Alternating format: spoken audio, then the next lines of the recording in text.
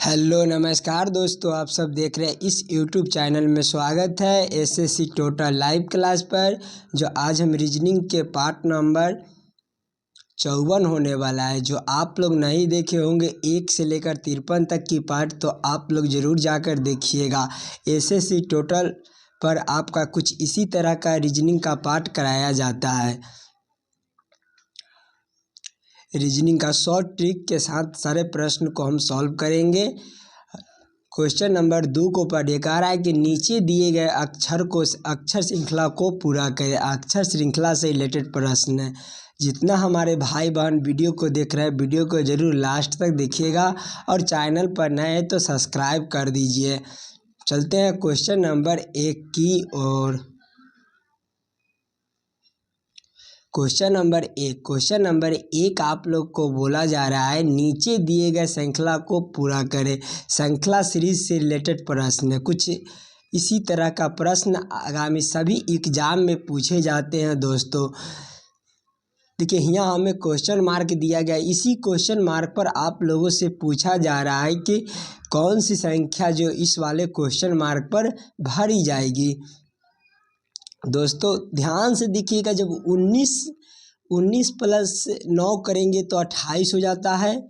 उसी प्रकार से 28 प्लस 9 करेंगे तो हमारा 37 हो जाएगा। और 37 प्लस 28 करेंगे तो हमारा 65 हो जाता है। और 37 प्लस जब 65 हम करेंगे तो कितना होगा, 37 प्लस 65 हमारा 102 बनता है। 102 इस वाले क्वेश्चन मार्क पर 102 भरी जाएगी। 102 हमारे कौन सा ऑप्शन में दिए गए हैं, तो ऑप्शन नंबर सी में जो हमें सही उत्तर दिए गए हैं। चलिए क्लियर है। चलते हैं अगले प्रश्न की ओर, क्वेश्चन नंबर 2 की ओर। क्वेश्चन नंबर 2 आप लोग को बोला जा रहा है नीचे दिए गए अक्षर श्रृंखला को पूरा करें। इस बार फिर आपको अक्षर श्रृंखला से रिलेटेड प्रश्न दिए गए हैं। देखिए यहाँ 2 क्वेश्चन मार्क दिए गए हैं। इसी दोनों क्वेश्चन मार्क पर कौन सा अक्षर भरी जाएगी। दोस्तों थोड़ा सा ज़रूर दिमाग लगाइएगा। किसी भी प्रश्न में आपको दिक्कत लगे तो कमेंट कर दीजिए, उस वाले क्वेश्चन को अगिलका वाले पार्ट में ज़रूर करा देंगे। देखिए H प्लस H और K, H जो ABCD के अनुसार H हमारे 8 पर होते हैं और K हमारे 11 पर होते हैं तो +3 का अंतर बनता है। और K से N को देखेंगे तो इसमें भी हमारा +3 का अंतर बनता है। तो आगे भी हमारा +3 का ही अंतर बनेगा। जब ABCD के अनुसार N हमारे 14 पर होते हैं और +3 करेंगे तो हमारे 17 पर हमारा Q होते हैं, जो इस वाले क्वेश्चन मार्क पर Q भरे जाएंगे। आगे देखिएगा, जब Q प्लस T करेंगे, जब 3 + 3 करेंगे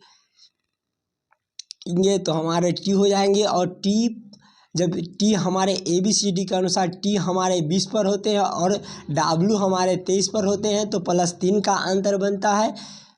उसी प्रकार से हम देखेंगे तो 23 + 3 करेंगे तो हमारे 26 हो जाएंगे। 26 पर हमारे कौन सा ABCD के अक्षर होते हैं, तो ABCD के अक्षर हमारे Z होते हैं। तो इस वाले क्वेश्चन मार्क पर हमें Z भरे जाएंगे। QZ हमारे कौन सा ऑप्शन में दिए गए हैं, तो ऑप्शन नंबर बी में जो हमें सही उत्तर दिए गए हैं। चलिए क्लियर है। चलते हैं अगले प्रश्न की ओर। क्वेश्चन नंबर 3 आप लोग को बोला जा रहा है नीचे दिए गए प्रश्न में लुप्त संख्या ज्ञात करें। इस बार आपको मिसिंग नंबर से रिलेटेड प्रश्न दिए गए हैं।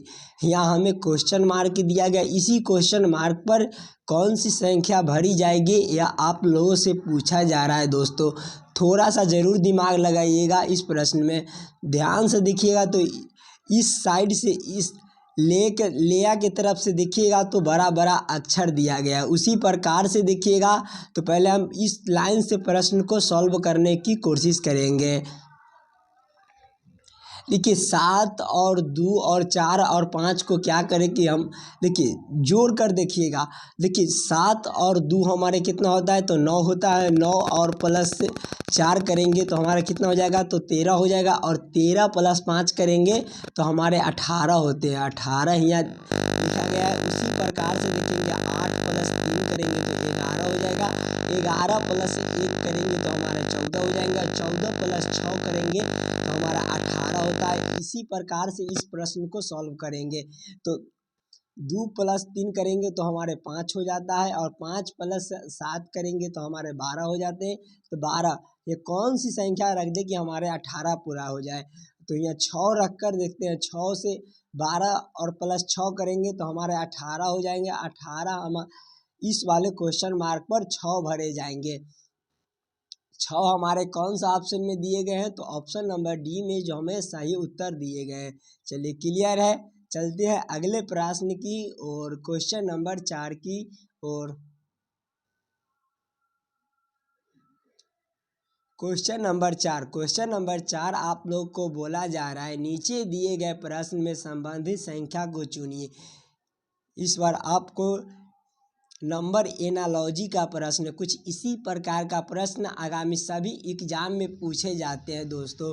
देखिए 2 गो क्वेश्चन मार्क दिया गया। इसी दोनों क्वेश्चन मार्क पर कौन सी संख्या भरी जाएगी यह आप लोगों से पूछा जा रहा है दोस्तों। ध्यान से देखिएगा। 53 35 दिया गया है तो इसी 53 को उलटकर 35 कर दिया गया है।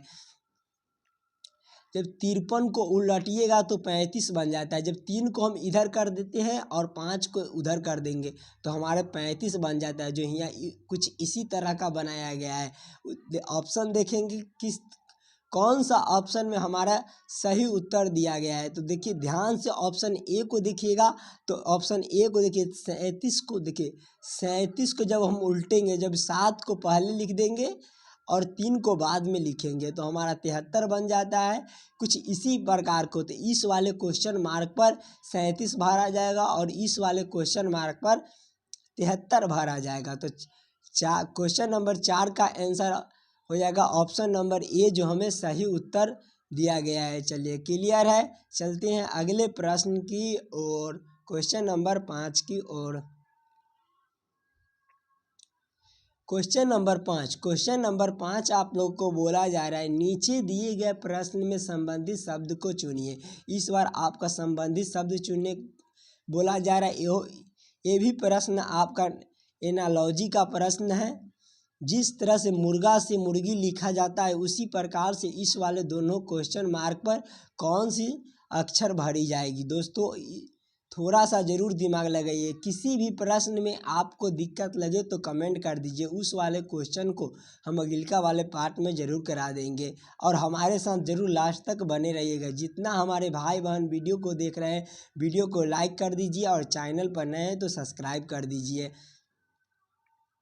देखिए जिस तरह से मुर्गा से मुर्गी लिखा जाता है, मुर्गा हमारा पुल्लिंग शब्द है और मुर्गी स्त्रीलिंग शब्द है। उसी प्रकार से संबंधित शब्द को ढूंढेंगे।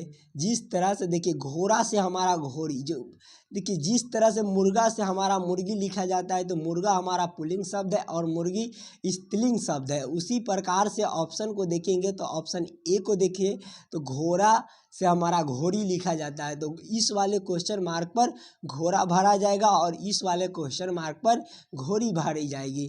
दोस्तों क्वेश्चन नंबर 5 का आंसर आपको ऑप्शन नंबर ए जो हमें सही उत्तर दिए गए हैं।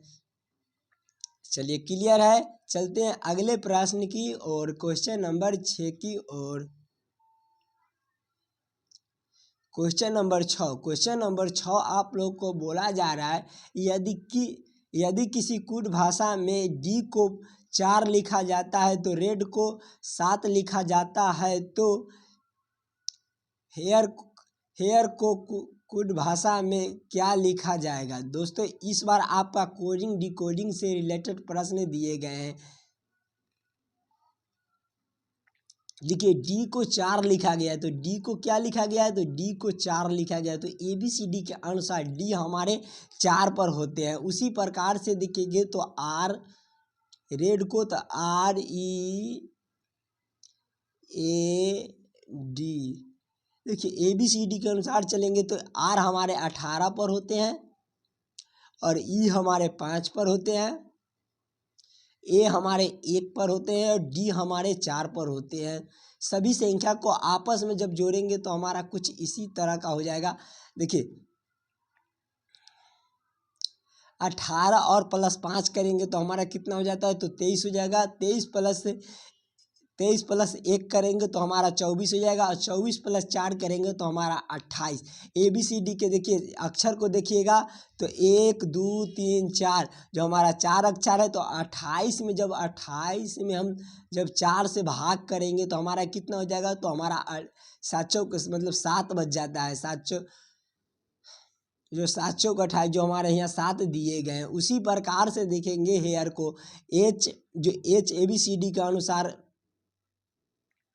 HEAR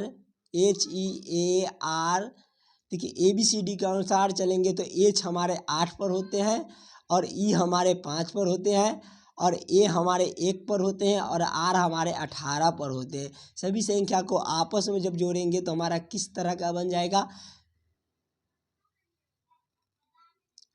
तो 8 और 5 13 होता है और 13 1 14 14 18 हमारे कितने हो जाएंगे, तो 32 हो जाते हैं।